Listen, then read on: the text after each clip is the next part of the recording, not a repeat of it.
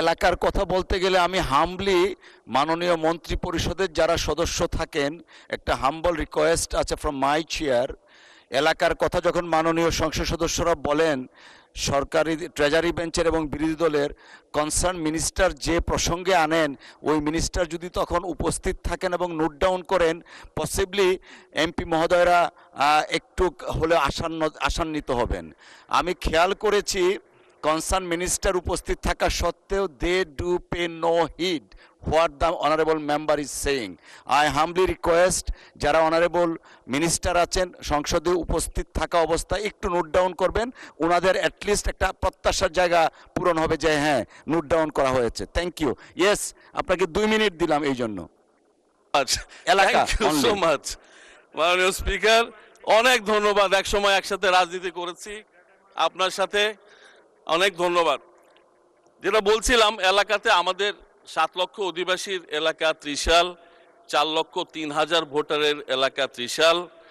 আপনি জানেন যে বিগত দিনে নির্বাচনের নামে প্রহসন ছিল, মাননীয় সংসদ সদস্যবৃন্দের কোনো অ্যাকাউন্টেবিলিটি ছিল না, তাদেরকে জনগণের কাছে যেতে হতো না, ভোটের জন্য চাইতে হতো না, এখান থেকে নমিনেশন কিনতো, এলাকায় গিয়ে অ্যাডমিনিস্ট্রেশনকে বলতো জিতায় দেওয়ার জন্য টাকার বিনিময়ে। এই ঘটনায় আমরা বছরের পর বছর খেয়াল করেছি, যার জন্য এলাকার রাস্তাঘাট বিশেষভাবে কোনো কাজ করতে পারে নাই, তারা করেও নাই, ইন্টারেস্টও ফিল করে নাই। তো আমার হাম্বল রিকোয়েস্ট মাননীয় স্পিকার, আপনার মাধ্যমে কনসার্ন সেকশনকে এবং একই সাথে মাননীয় মন্ত্রী মহোদয়, রাস্তাঘাট আমাদের মেজর প্রবলেম।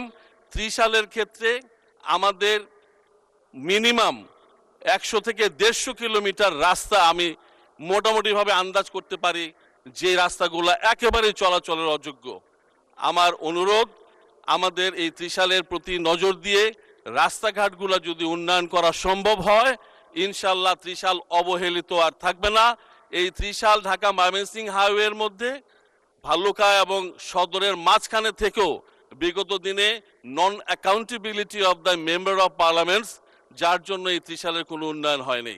আমি অনুরোধ করব মাননীয় মন্ত্রী মহোদয়দেরকে আপনার মাধ্যমে, যাতে আমাদের এই ত্রিশালের উন্নয়নের জন্য যে সমস্ত চিঠিপত্র ইনশাল্লাহ সাবমিট করতে যাচ্ছি, সেই চিঠিপত্র যেন যথাযথ ব্যবস্থা নেওয়া হয়।